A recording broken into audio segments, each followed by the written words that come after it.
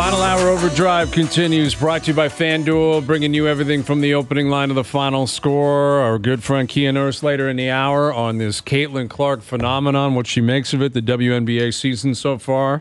Catch up with Kia a little bit later in the hour. Trevor May coming up as well on Jays Orioles tonight. You guys see UFC fans are freaking out because Conor McGregor is supposed to return. UFC 303 later in the month, and I guess he had a scheduled presser last night in Ireland that got canceled, and now there's a ton of buzz that maybe he's injured or something's going on. And I don't know. I never thought he'd return. He's not a guy that pulls the chute. He fights. He always, when he says he's going to fight, he fights. Yeah, he didn't look that injured at the bar the other night. No, he didn't. He didn't look like. I don't think he's fighting. I think he's pulling the chute somehow. Like this Mike Tyson, I don't know what the hell's happened with him. Well, they had to postpone that fight too. Yeah, right? Like he passed out on an airplane or something. He got all jacked up on him. And then I don't think that fight's going to happen either, man. I mean, there's just so much money at stake, and what you've got here is you've got massive superstars like McGregor's. He hasn't fought in years. When he fought, it was a gruesome injury he suffered, man. It was gruesome. I don't know. He's made so much money. He's in movies. He's got the whiskey stuff. What are you fighting for? You know, where like Tyson, I get it. Tyson and Paul, that's an exhibition fight to make a fortune. Like they're just messing around. McGregor's got to go in, and Michael Chandler's trying to hurt him. Yeah. You know, like punish him. You go in the octagon, that's a different beast, man. Yeah, but how much change would he be throwing in his jeans? Oh, he'd be making a fortune to fight. Fortune. Yeah. I don't know how much Dana White and the UFC would be paying him, and the pay-per-view buys would be off the charts. You get a piece of that. They're making huge money, like no question about that. But we're within 3 weeks of that fight supposed to be happening in Vegas. That's going to be the marquee fight of the year. McGregor returning, and if it gets called off, the bill's going to happen. 303 is going to take place, but if he's not fighting on it, it's a completely different story. 100%. So that would be a big blow to that particular weekend. I got a few buddies that are going in for it, and all they talk about is McGregor, and I don't know. Was it his last fight that he snapped his leg? Yes, his leg. It's been years, man. We haven't seen it. That was a gruesome injury, man. Yeah. Remember that? He stepped back and it just snapped on him. And dude, that's scary stuff when a guy's been away like that and they think it's just like the Rocky movies, man, where you think you still got it and Apollo Creed goes in there with Drago and just get dummied. It's scary stuff. That's it, man. You're talking combat sports. Yeah, and you're like, I still got it. And some guy wants to rip your eyes right out of your face. Yeah. You get someone that's young and hungry and is waiting, and it's a big payday for them. All eyes are on them. Scary stuff, man. Yeah, it is. If you're not prepared to fight, and I don't know what he's doing in his camp. Like we saw him at the bar and all that. That usually goes against what most fighters do within 5 or 6 weeks of a fight. But, sometimes guys live differently. There was a boxing match recently where Garcia, he ended up winning the fight. It turns out he was on PEDs and tested positive, I think, for a bunch of things. But he was partying and going out all the time, and he still won the fight. So I don't know. I can't speak to what he's doing every day. But if McGregor's not on the bill, it's not going to land. The whole thing is about Conor McGregor's return. Whole thing. That guy, you talk about McGregor. Needle movers like that. It's him. For a casual like me who just pays attention when Conor McGregor's name comes up, I don't even focus on that at all, ever. But that guy's involved, I'm like, I'll take a peek at this. Yeah, exactly. Yeah. And it's the same thing, like the Jake Paul, Mike Tyson thing. It's goofy. But it's two massive names. Mike Tyson. It's Mike Tyson. Exactly. I wanted to see it because I thought, Paul is a legit fighter, but, Tyson is so unpredictable. To me, remember when Hulk Hogan and Rocky fought and Hulk went nuts in the ring? Jamie, that would be the intrigue of watching that for me. I'd be like, can this YouTuber actually knock out Mike Tyson, the guy that used to kill people? Or is Mike Tyson going to absolutely knock his block off at almost 60 years old? Well, and if it's supposed to be fun and they're kind of poking fun and then Tyson goes in there and goes crazy and just destroys him. I was really actually kind of behind the scenes excited to see that. I was going to watch that fight. I was going to watch it. I would watch it 100%. But I just more for the intrigue of Tyson has always been this kind of animal. And does he turn the clock back and go crazy? He's just got to get one punch off too. Like, it's not even about biting ears off or all that kind of stuff. The guy, he's still shown videos of him training where his right hook is still it's an assassin. You know what I mean? Like, it is still so violent and so lethal. If he connects and it hits your chin, you're out. You know, like, it's that was the intrigue for me, was like, what is Tyson going to get one off and knock this guy out? But I don't know if it's ever going to happen, and I don't know if McGregor's going to step back in the octagon ever again. We'll see. Jays Orioles tonight. That Orioles offense is explosive, man. They hit 4 home runs last night. I think they're second in Major League Baseball in home runs. You know, they're top 5 offense basically across the board. All these guys, for the most part, homegrown. They're young. They're not going anywhere. It's not going to be easier tonight. It will not be any easier tonight. Don't you feel like it's going to be one of those 4-game slaughter series? It feels like it could be. Stop it. Yep, please it feels make like it could stop. be. It's not easy, man. And Gosman got lit up last night, and he's been getting hit hard all year, man. That's another thing that sticks out. Here's a longtime MLB pitcher, the host of the Mayday podcast here on OverDrive. Here's Trevor May. What's happening, Trevor? Okay. All right. There he is. There you got us? Uh-oh, huge feedback. Let's put him on hold here, and we'll see if we can figure that out. He's got the Expos hat on, too, man. I love the Expos hat. Old school. Yeah. That is an old school Expos hat, man. That thing, that's an original. What are we doing here, Doogie? You got to let me know. Yeah, we'll try it. We'll try to bring him back. We got to get him on. At a minimum, we'll have him call in or something. But that was awesome. Yeah, that hat. I want that hat, man. I had a meeting with, like, my wife. We're doing stuff around the house, and she's like, "You have way too many hats. Like, you have to purge your hats, because we're making some upgrades around the house. We're doing a number of different things coming up." Oh, dude, you don't understand. You got to have a comebacker. You got to say, "Okay, let's go through your stuff." She's got a million things as well. Don't get me wrong, but then you say, "Look, you don't want to bring up the shoes. I don't bring up the hats. Yeah. What do you want to do?" But here? I love hats. Like, I'm a hat guy. I'll admit it, man. I see. Like, I went down to Augusta. I bought like 20 hats. Like, that's stupid. It's so stupid. Now, I gave a lot of hats away. I gave you hats. I gave the guys hats. I've given. If you got 20 for yourself and you came home, if I was your wife, I'd say 20. I'll light 8 of them on fire. Yeah, I didn't get 20 for myself, but I have 6 or 7. It's stupid. It's dumb. But I just went in there and I blocked out. I'm like, 2 of those, 1 of those. I need that. Like, I'm a hat collecting kind of guy. So now it's like a part of the process. Like, what are we going to do with all these hats you've collected? I'm surprised you didn't get a call from the O-Dog saying, "Bring me one of those hats." No, you know why? He's a real friend. He's a real friend, and he knows. Like, my buddy Brando went through a tough time. He just said, "Here's a little token for your friend." That's just class. I don't have to remind him. Brando, shout out to Brando. Shout out to Brando. Absolutely. I mean, the one time I was, where was I? Was I at the finals in L.A. where you called me and said, "Go get that. I need a hoodie or I need something." And I went around hunting around the Staples Center at that time, trying to find this like shirt or hoodie, or I think you were into hoodies or something like that. And I finally found it, but it took about an hour of my time to go in because I had to go early. Appreciative. It was appreciative. I've been bothering people, Nicole Anderson, Duthie. But those days are over. Why? No more new stuff. Honestly, I've always got time for you. You know that. Yeah, exactly. Well, if you ever see a cool hat, Noodles, think about me, man. You know what? You were just talking about the Expos hat and think of the throwback. Like the Hartford Whalers hat, the Hartford Whalers jersey. Mm-hmm. Like, to me, Expos hat, like, that's a throwback. It's such a bring him in here. I want to know. Yeah. I'm going to look online for it right now. Where's that hat from? Here's Trevor May. We're going to test this out one more time. What's the update, Trevor? Where'd you get that hat from, man? We got you. Can you hear us? Good. Yes, I can. I can hear you guys. How are we doing? All right, man. We're good. We love that hat. Where'd you get the hat? We need the hat. I believe it's a website called Culture Kings. I got social media ad guys. They got me, and I got quite a few hats. They're all different MLB teams, but I've always loved the Expos hat for sure. Yeah. And it's the only Canadian team I have a hat of, so I thought I'd wear it. Oh, I appreciate that. So no Blue Jays? Like, are you anti-Blue Jay hat or logo, or what's your story on that? No. I honestly, I love the Blue Jays branding and their stuff too. It's just I'm slowly building up a collection. It was taboo to wear other people's hats until last October. So yes, exactly. a little bit of time. I'll build my collection back up, and I'll go through them.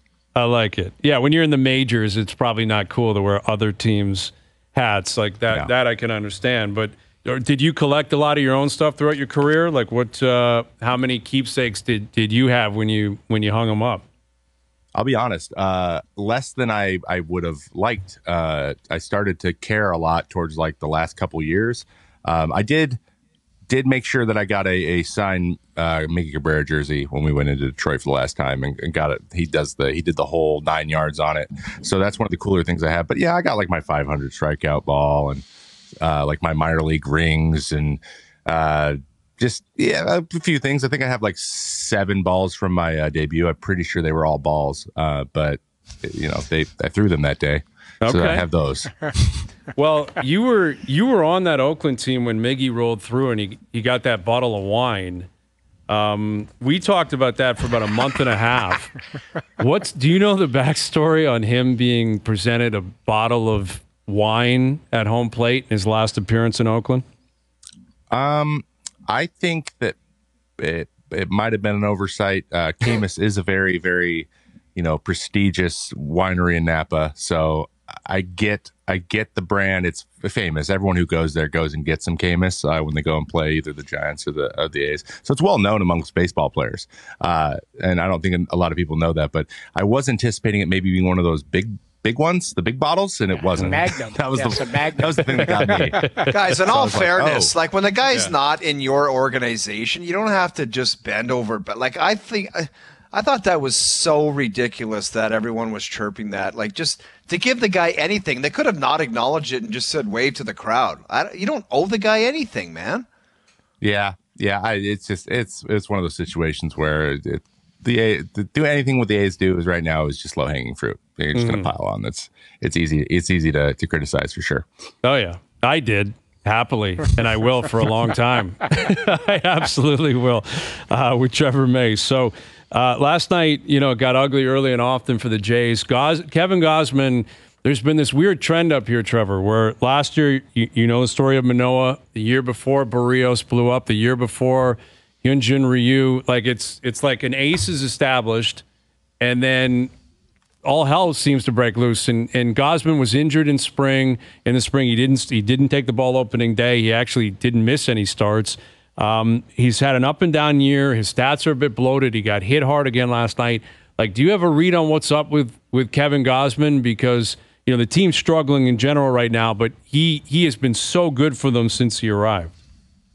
I watched his outing last night, and it was he doesn't quite have the zip on the fastball. I think that's apparent right away. He's not really elevating it. He's not getting many swings and misses on it. Guys are putting really good swings on it. And when your fastball doesn't really have a lot of zip and guys don't have to worry about it as much, they can adjust to it if they're sitting splitter or whatever. It's tough to use your splitter and your changeup well. And that's his bread and butter. So having a good fastball that he's locating well and elevating is a big part of his game. It doesn't seem like he's super confident doing that, honestly. And that's something that I also dealt with at times when when I looked up at the scoreboard and saw the velo was down 3 miles an hour or so. I didn't feel as comfortable just like filling it up in the top of the zone with it because it's just not as effective. And so you have to go to other things. So there might be a little bit of that going on where maybe he's pitching outside of his arsenal that he usually has in the last couple of years. But yeah, now that you mentioned it about not really having a sticky, I guess, ace since Halladay, honestly, year after year. That is something that I just now am noticing with the Blue Jays. It's been a while since they've had that number one guy year in and year out. You just said something interesting, like you'd look up and realize your velocity was down. You couldn't feel that? Like you had to see the gun yourself or see the number yourself to like know that? Like take us through that process when you're on the mound. And like you said, you look up, you're like, oh, my velocity's down. But you wouldn't know that just throwing the ball in the moment? I mean, you do. But one thing I've learned, especially with the advent of the technology and the stats, your body and your brain sometimes aren't aligned, and they're lying to you based on what's going on. And when you got a lot of adrenaline going, it's hard to tell. So some guys can pitch when I blew out for Tommy John, I pitched like 2 innings after that because I'd convinced myself that I needed to throw those 2 innings. But if you asked me to do it 5 minutes after I came out of the game, there's no way. So it's one of those things where sometimes you got to look up, and I'm a big numbers guy anyways. I've always been that guy. Same as Glass now when he did the interview talking about how he always looks for the gun. So do I. I've looked every time. I knew that where Velo would be, how it would be performing, and the longer I went in my career, I knew what I could get away with and where I could throw it. And honestly, Velo was also attached to how it's moving. So the harder it was moving, the better, or the harder I was throwing it, the better it was moving on average as well. So kind of it's a two-pronged thing. If your velo is down a little bit, you're like, it might not be moving the way I want it to either. And that's kind of a blow to your confidence. But so it was always like really little things. It could be down 1 mile an hour, and I could come to a conclusion like, I bet the ride's down an inch. And it just took a long time to get used to that. But that would always just lock it in, so I could make a different decision. Maybe I had to throw sliders all day that day. And but that's not a fun thing if you have to do that over and over and over. You can do it one outing here and there. But if you got 2 weeks, 3 weeks, 4 weeks where you're like, man, my fastball just does not feel good, you're gonna not be the best version of yourself, and it's really frustrating.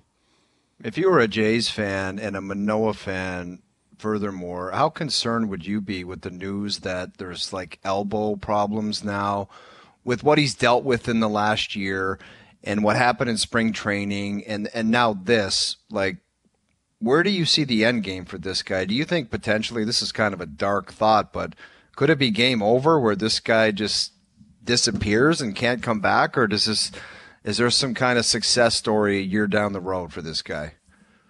Well, I think we saw the beginning of a comeback a little bit. There was a moment that I noticed that I remember having myself after coming back from Tommy John, and it's really easy to put a lot of pressure on yourself to come back and like be the guy you used to be. And All-Star, he had that electric All-Star appearance where he's talking to the guys the whole time. I remember watching it and loving every moment of that, having them pick the pitches. It was a great moment, the punchies, all of it. Yeah, it was great, and he was having a great time, and you can tell that's like what his brain is doing. So I think he pitched it at Baltimore, I believe, right? He came back and had a tough first inning and gave up a home run, but they came out and talked to him to get him settled down, and he was smiling. He wasn't smirking like, oh, here we go again. It was more like, hey, you know what? I got this. Like, he's been doing a lot of work in that way. And that was really encouraging for me. And then he rattled off a few good ones. He had a couple clunkers, but he had a couple, getting in the seventh shutout. And those types of things are going to be there. Now, when it comes to the injury, you kind of got to wait and see what's up with that.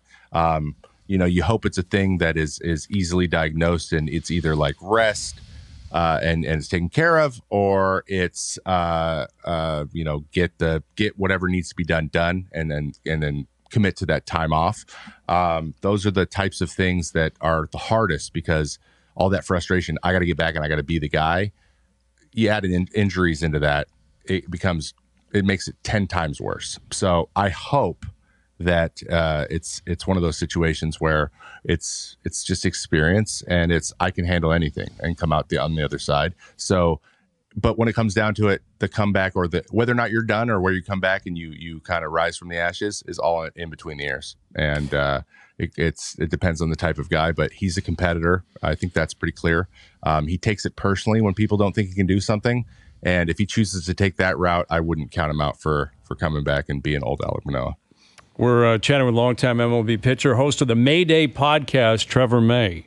Trevor, when you look at this Blue Jays team, we're up here, we're in it every day, so we live and die, or live and breathe with this team and their ups and downs. But from the outside, what do you make of them? And especially a guy like Vladdy. Like, what do you, from a pitcher's standpoint, what is Vladdy to you as far as when you pitch to him? A guy who in his rookie year had 48 dingers.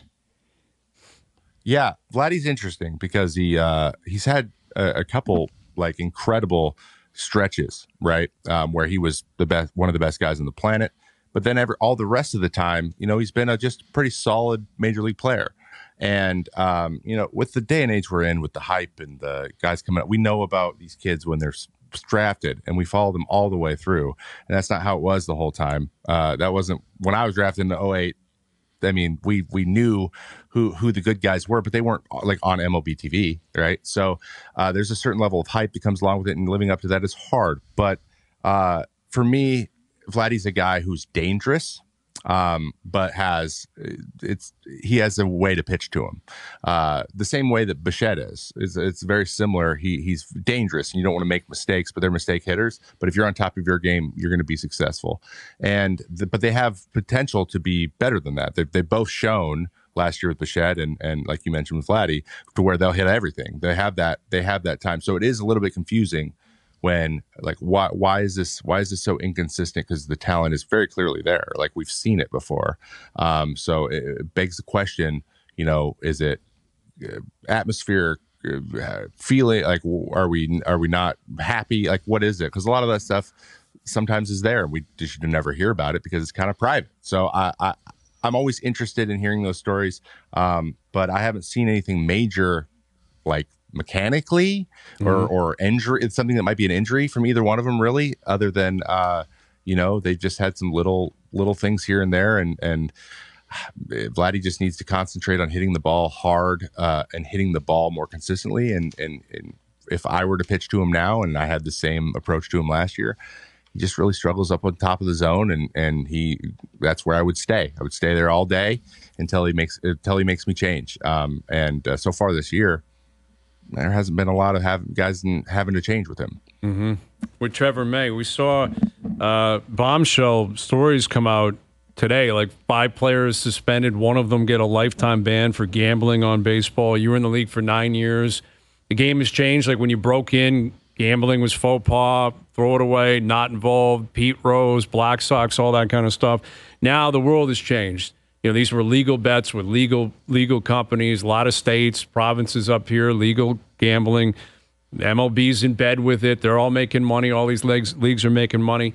I'm curious, the last couple of years in your career with gambling being what it is now in society, like how often was this topic discussed? When you showed up in the spring, would your GM speak on it, manager speak on it, your agent speaking on it, your friends, family? How often would you be cognizant of it? Other players in baseball understanding the significance of the penalties if you get caught doing something like this?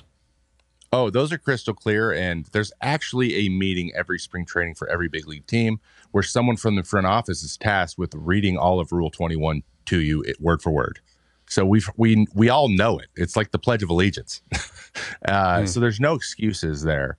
And it's also translated in Spanish too. So there's someone reading it line for line, and then someone is reading it in Spanish right after. So the entire thing's there. They're set in stone. These are precedents that have already happened. People have been banned for baseball for their lives. But to have a first one in 35 years is pretty. It's just weird that it happened now. And it is weird, but it's also not weird because, again, betting has become very, very normal everywhere, all over the place. Mm-hmm. And when something's normalized and you're just kind of see it all around the park, those consequences, if you don't think about them in the top of your head all the time, they just kind of get like, is it really that big of a deal? And maybe that happened a little bit. I did have a situation, and these things are easy. I don't know if anyone play, if you guys play like DFS or anything, but like it's like one click. Like a lot of this stuff is like you click a button on accident, and you could actually put a bet in. And that actually happened to a teammate of mine once, where I think it was it wasn't an MLB game, but it was like a Mexican League baseball game, and it was in the scroll, and it just got highlighted in the whatever the thing was, and he caught it right away, canceled it immediately, like literally within 1 second. But he made sure he called the commissioner's office, said, hey, this might have happened. I want you to know it's not going through. I didn't mean to. And they covered it, but thank you for telling us. But they know all your names are in a database. They know who has accounts on these things, and they'll find it out. If they ask these companies if these guys are betting, they'll tell them. Because it's part of the relationship. So would they have any idea, Trevor, of knowing like if they had any brains or any of these guys doing this nonsense? Would they know if you were sitting beside your best friend and your best friend was using his account? Would they have any connection to that, or would they any way of piecing that together? I don't know. That would all be at probably conjecture at this point. It would be anecdotal.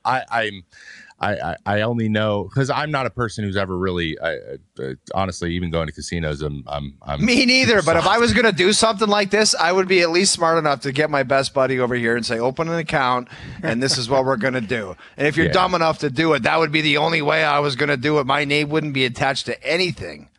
I would assume that if it were just you, if it were just one guy, it would be tough to catch that. But it seems like, because there was 5 total people hit here, that it was a little bit of a sting, maybe something they were investigating for a while, and it's something that I'm sure as soon as they decided to lean into the sponsorships and the partnerships with all the different services and things, that they're like, we need to be on top of this right away, just from a betting standpoint from the players, because it's going to be everywhere all of a sudden, and they are on top of it. But like we said, Rule 21's explicit, very clear.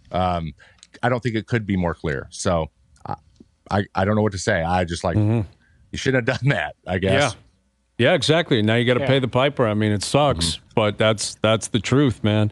It's been awesome catching up with you, Trevor. Great stuff on the podcast, man. You guys, you're blowing up. You're already into your second career. You just put the ball down like a year ago, less than that, and you're crushing it with the podcast. So we appreciate you doing this, and hopefully we get a chance to do it again down the road. Thank you for this.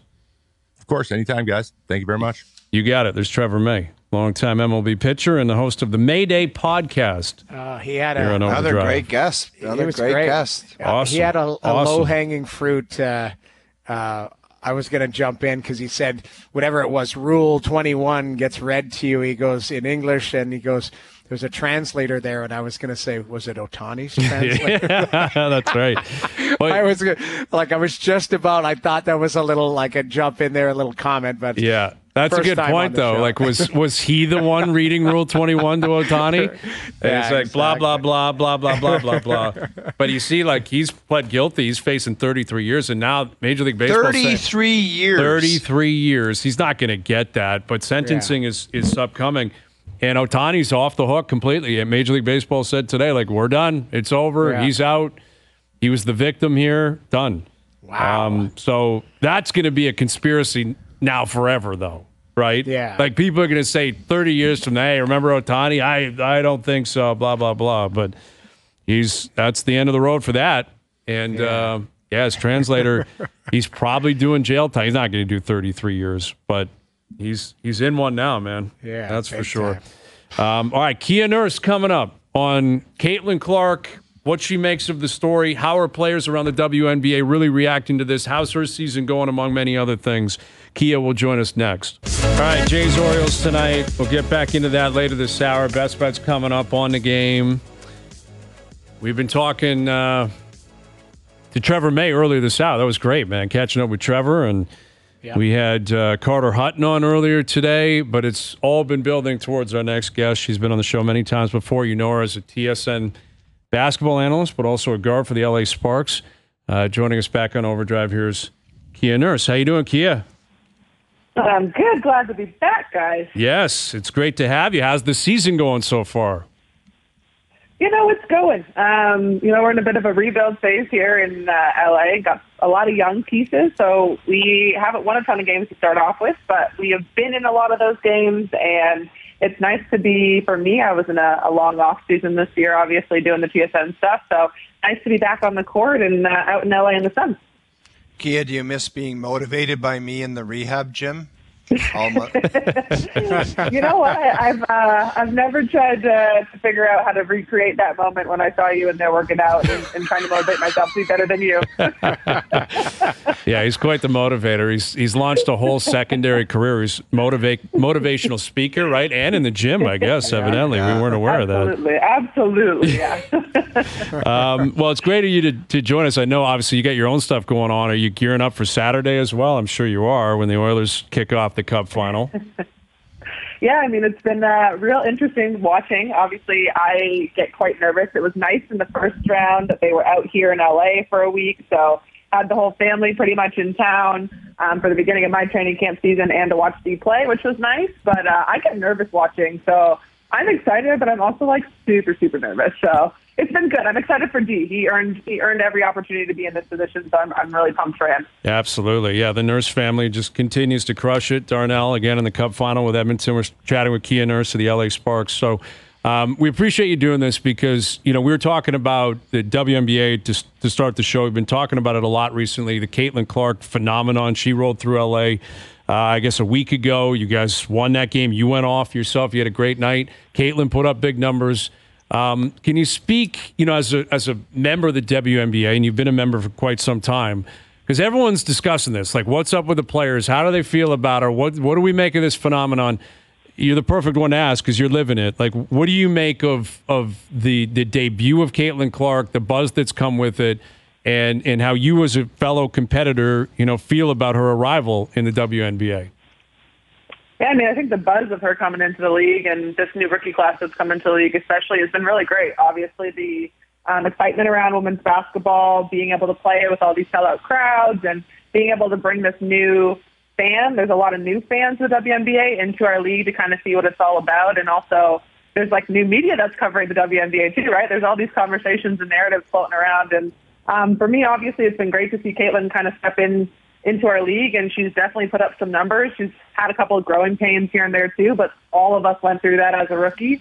But you know what? It's interesting because we're in this really new phase where there's people that are creating all these narratives and this rhetoric around us as players. And at the end of the day, we are extremely competitive people. And I think people forget that this isn't college anymore. This is our livelihood. And for a lot of people in our league, this is how they keep, their families afloat. This is how they pay their bills. And, I think it's really important to remember that there's just complete competitive energy, the same physicality that I'm using against Indiana is the same physicality I'm using against Minnesota tomorrow in our game.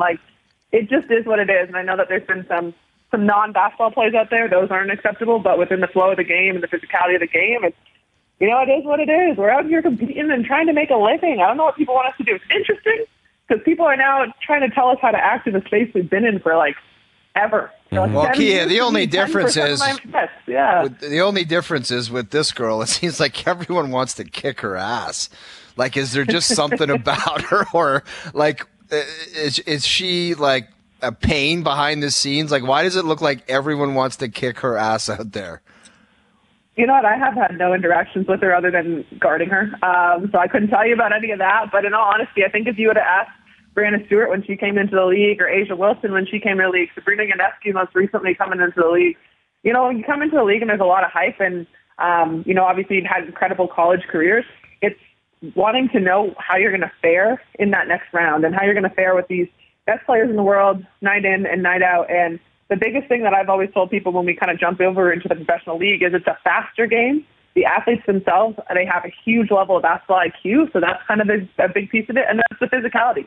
And it does the same thing when you go to the Olympics and you play in those FIBA games. It's the more international the game gets, the more physical it gets. And so I think that's just the level of it. And I don't think anybody's typically targeting her. I just think it's one of the harder parts about coming into our league with, being surrounded by a ton of hype. And she's done a great job, obviously, with what she has and the team she has around her, still being able to put up some good numbers. So, Kia, that's what we were talking about. And we had a pretty good debate about it in the 4 o'clock hour, just, Caitlin Clark coming in. You mentioned everybody's ultra competitive. You guys now play for keeps. You're getting paid money. Overall, is she good for the WNBA as far as, bringing in casual fans now, a lot of eyes on, a lot of media attention? Yeah, I don't see why not. If you think about, all these other leagues that have thrived and been around, I know a lot of times, obviously, it's easy to make the comparison between the WNBA and the NBA. The NBA has been around for more than 75 years. WNBA has only been around for about 25, some odd, a little bit over 25 years. And so you need those household names. You need those stars. You need those people that when, young families sitting at the table and they're eating dinner, maybe they're having a conversation about a Caitlin Clark or an Asia Wilson or a Brianna Stewart, or all these incredible WNBA players that should be household names. And you need that because then people are obviously going to turn on the TV to watch. I know we're negotiating a media rights deal in our league coming up soon. You want to have the opportunity to get onto these charter flights and be able to pay for them and have a thriving league, not only for the people that are in it now, but for those who are going to come after us in the next generation. So, Caitlin Clark, Angel Reese, Cameron Brink on our team, or Kia Jackson on our team, just watching this rookie class come in and seeing the following that they have, obviously a big piece of that social media as well. it's great for the league to be able to have all these eyes. It's just now navigating all of this newness and all of these new narratives for some of these players who have been in here for a long time. With Kia Nurse, and you mentioned that these narratives that have been applied to veteran players, is that because I've read it, like, this idea that people hate, players hate Caitlin Clark, and you just said it, you're like, I don't even know Caitlin Clark. I played her and I competed against her. Like, is that, can you expand on that? Like what might be not bothering you, but what you're picking up on in terms of those narratives that are being driven home that you and other veteran players of the WNBA have not created on your own. It's coming from the outside. And in a lot of cases, like you mentioned, certain media circles that were not around in the past and have just shown up over the last few weeks. Yeah, in all honesty, sometimes I've honestly tried to stay away from a ton of the social media stuff around our league. Obviously, my algorithm I follow all my basketball teammates, so I get a lot of it coming at me. But I think some of it is just honestly things that people think that, we hate people or like we're jealous of people. And I don't necessarily think that's the truth. Like I said, I don't know a lot of these younger players in our league. I obviously know the ones that I play with. And you get to know people as you kind of travel around to different teams in the league and go to different events within the WNBA. But at the end of the day, I'm here because this is my job, and I love this job more than anything in the world. But it's also business. And I understand that if I don't perform, then my employers, my organization, my team has the right to fire me. And so I'm not really worried about what other people are doing in this league. It's what can I do to help my team be successful and help myself be better than I was last year. And so I think some of the narratives around us being worried about other people in the league in terms of veterans, when I say us, I don't think a lot of us are worried about anybody but our team and how we keep ourselves a job. Because at the end of the day, the WNBA right now, still 12 teams, 12 spots. Unless you have a salary issue, then it's 11 spots. It's 144 spots. And to stay in the WNBA for an extended amount of time means that you have to be doing something right. You have to have a role that you play well, or you have to be a superstar. And that, at the end of the day, is the hardest league to stay in the world. Why would I be worried about other people when I'm trying to keep my job? Well, and you just spoke on it. It's been well promoted by the WNBA, how physical the sport is. The nature of pro sports is it's physical. People stepping on the floor, they're trying to win, they're trying to compete. They don't want to hype up anybody else. Some of the conversations revolving around, Indiana, I'm sure can apply to every team in the league in terms of the protection of young players. You mentioned you have a couple of rookies on your team. Like, as a veteran, do you feel like you have to have their back? Like, I'm sure that comes upon you naturally, but the idea that these rookies could be getting more profile and more hype, and as a result, possibly some more attention on the court, how much of a responsibility do you take yourself when it comes to Sparks rookies and making sure that you show them the way, quote unquote? I mean, I love my rookies here, and Rakia and Cameron, they've been great. And from the jump, I've really been able to build a good relationship with them. And they call me, it's funny, I'm old, I'm a vet now, I'm like 7 years in, but I have this weird ability to stay young, because I'm really young at heart, but I'm old when it comes to I'm tired and I want to go to bed early. But we've created a good relationship off of that. And so my rookies know that if anybody steps to them, then I'm probably going to step with them. That's kind of just how it is. And I try to do as much as I can as a leader to show them how, how to be on and off the court in terms of how to be a pro, how to approach things. And then when it comes to on the court, if anybody steps to our rookies on our team, I know for a fact we'll step with them. And that's kind of just the relationships that we've built with them and understanding that protection. But honestly, the bigger thing was the off the court, the attention that these young rooks have. And we took a couple non-charter flights before it kind of got put through into the league. And I was like, oof, security guards need to stay near them at all times because it's impressive what they're able to do. And, obviously Cameron's 6'5", so she stands out in any crowd. But the amount of people that do know who they are and wanting to be around them. And so that's really impressive. And I've been really impressed with how they've handled themselves with the media and having to be good on the basketball court, but also having to deal with all the other eyes and conversations and cameras that aren't there. Well, Kia Nurse, we haven't caught up with you on the air since the announcement became official that the WNBA is coming up to Toronto in a couple of years. As a Canadian, someone from the area, how proud was that moment for you? It was huge. Honestly, it was such, welcomed news. And obviously there was a little bit of a weird thing where it got leaked and then it wasn't. They were telling us in our group chats, it's not official, it's not official. I was like, okay. But then when it kind of finally came through and they had that full ceremony there, it was great to see because for me personally, I didn't have that opportunity to be able to go to WNBA games when I was younger. And so the pathway that I took to get here today obviously is going to look really different from the pathway that a lot of that next generation who will have the opportunity to go to those games is going to look. And so I'm excited for that next generation to be able to really see what they can be and be able to resonate with players, not only from the WNBA Toronto team, but from all the teams that come in to play as visitors. And I think that's what's going to be the most exciting part about it. Like my generation now of WNBA players and NBA players, a lot of us will probably tell you are those kind of Vince Carter kids that came through watching the Raptors when he was there and the excitement that he brought to the league, and thinking about how that can translate to our young women in Canada is just beautiful to think about. Yeah. Kia, have you tried this? Have you tried the O-Dog step back 3 that I showed you in the green room a couple months ago? You were with your cousin, I think, and I showed you my move, like the step back 3. Have you tried it yet? I cannot try it legally because it's a travel, so I probably would get called on it. And I'm pretty sure I'd be sitting on the bench at that point, so I'm just going to hold on to that one. All right. I'll keep working on it. I'll come up with something different. Keep working on it, man. It's like that Philip Seymour Hoffman meme or gif that's out there. It's just jacking bricks. That's the O-Dog, basically. Stop watching James Harden. Don't use James Harden's footwork. Okay? Yes, he doesn't have it. You do not have that type of footwork. Well, thank you, Kia. We appreciate it. I know it's a busy time of year. Good luck tomorrow night, and we'll do it again down the road. Sounds good. Thanks, guys. You got it. Kia Nurse, the LA Sparks, TSN basketball analyst, and sister of Darnell Nurse. Yeah, she's not wrong, though, like her saying, like, you know, it's a pro league. You got to play for keeps out there, you know, and that's what people are. I still think Caitlin Clark's getting some extra attention, but rookies do get that, and it's almost like the welcome to the league type of thing. Like, hey, you know, you're not like at the hockey level, you're not in junior anymore. Don't try that stuff out here. Like, Gaio. I just didn't know, Jamie, it was going to blow up. Like, I think there's been people in the media yelling at each other about race and you're doing this. I didn't think it would turn into this. Like, I thought it would just be like a celebration of a great young player that's going to carry the league to new places, which is great for everyone in the business. And that would kind of be the story. But there's a whole lot of different things that have come about this.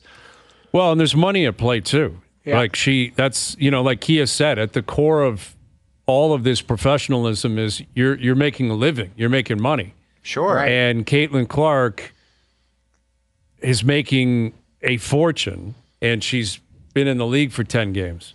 You know, right. So again, that's not her fault. So is that jealousy from the other girl, Reese, who's like, I'm doing my thing too, like I'm a big part of this? Is that her? Like, I mean, Angel Reese was a really good collegiate player. They obviously met in the finals, and she won, and she's doing a good job in the WNBA by all accounts as a rookie.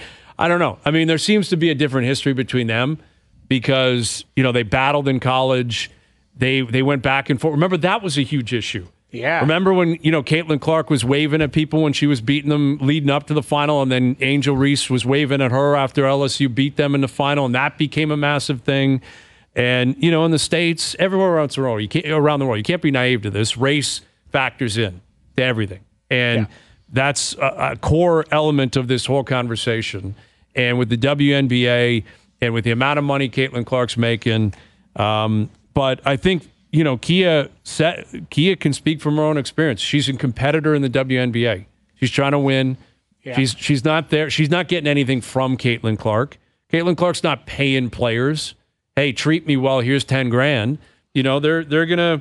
But what I think is weird about it, to what you're saying there, is if Clark came in with this arrogant, I'm gonna kill everybody, I'm better than everyone vibe, then I could kind of understand it, but I haven't picked up on that publicly. No, like, I don't know what's happening behind this. Of course she's got confidence. You can't have that dominant of a college career and not be confident in your own ability and believe in yourself. Confidence, though, is different than cockiness, like, as we know, right. And that's what I'm saying. Like, maybe behind the scenes there's something, I don't know, but to my knowledge, on the record, she's just said all the right things and done the right things and gone out and played. Well, Hayes, you said it before, though.